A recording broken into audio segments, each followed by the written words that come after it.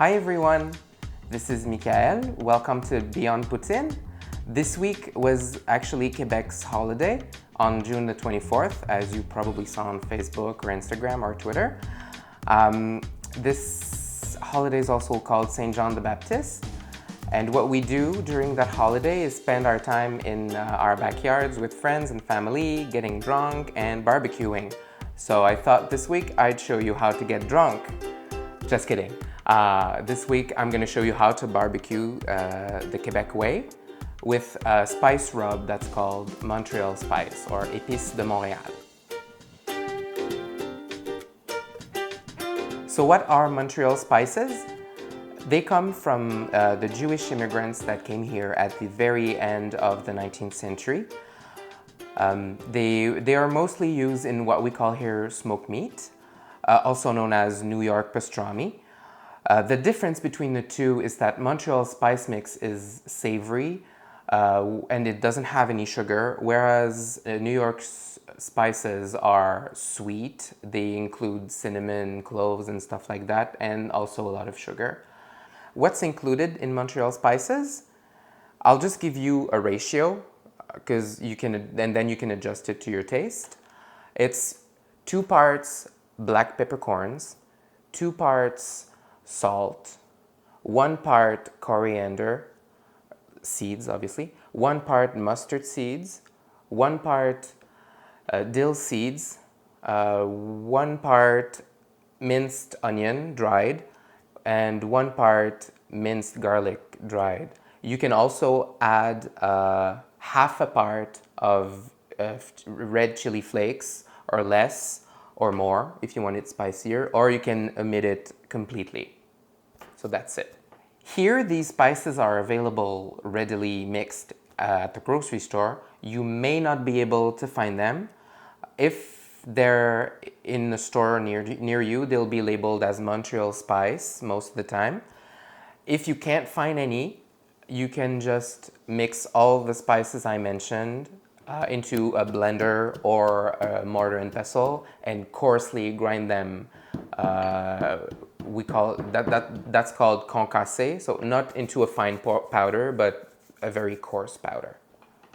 I have some examples of what the spices look like at the store. So this is the normal brand that we get here. So what are in these? Sel, épices, contient moutarde, piment cayenne, ail. But it does, they pretty much all smell the same thing. The first note is onion, garlic, and then you need dill. It really needs dill in there. So that may be something you want to look for when you buy your own spice. There's also this one that's a lot fancier. You can order it online on their website. This one smells very strong. I can open it. It smells very strong because the spices are very fresh. But it smells very different. It's similar but different from that one because that one doesn't have any coriander, and I think personally that coriander is essential in the mix. So this one is black pepper, mustard, garlic, onion, dill seed, salt, and chilies. And here's the mix that I made myself.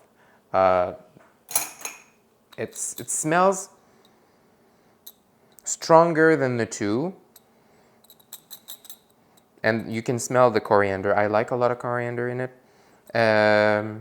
It smells closer to that one than to that one. So what can you put the spice mix on?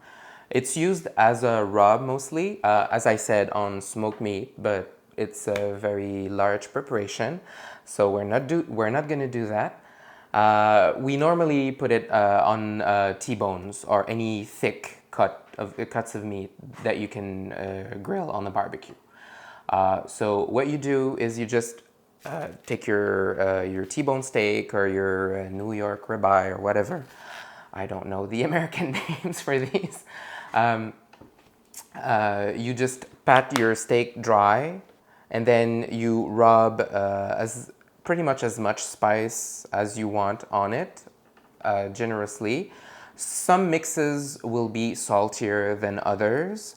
If you made your own rub, you can make it as salty or not as you want. So the quantity you put on depends on the salt level of it. And then you put it on every side, both sides. And if it's really thick, you'll want a little bit around to form a crust as well. If there's a rind of fat around your steak, you may want to chop it with kitchen shears just to make sure that your steak doesn't curl up when you grill it. And then you let it sit at room temperature for about an hour, a half hour, while you're firing up your coals for your barbecue. So what did I do to cook my steak? I'm a no fuss kind of guy when it comes to barbecue. I'm no master of the grill or anything like that. I just cooked it on direct heat, about medium high, so one layer of coals. Just have a small one right there if you want to have a look at it.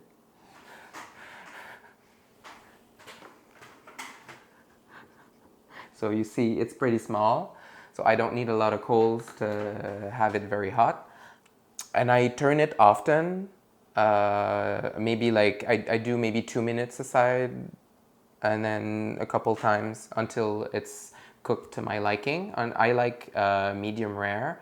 To determine the doneness of your steak, here's a very simple trick. When your steak is raw, it should feel like this part of your thumb here.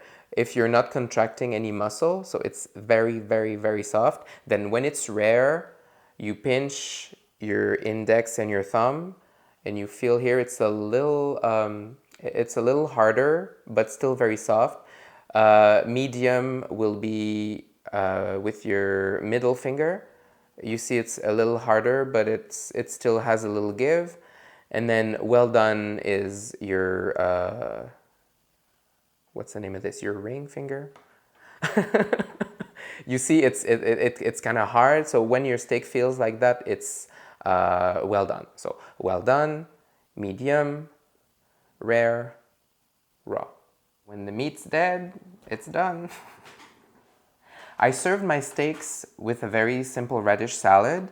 The dressing was almost the same thing as you saw me make for the salade au caille, except I added parsley, lemon juice, and lemon zest to the mix. And with the remaining heat after I was done grilling my steak, I also grilled some asparagus. So I just drizzled olive oil over my asparagus, salt, pepper, toss them around, and throw them on the barbecue for a minute or two until they're done. I hope you enjoyed learning about these spices. If you see them at the store, buy them or make them, and I hope you try them. And maybe someday we'll make some smoked meat, who knows? Make sure you click to subscribe.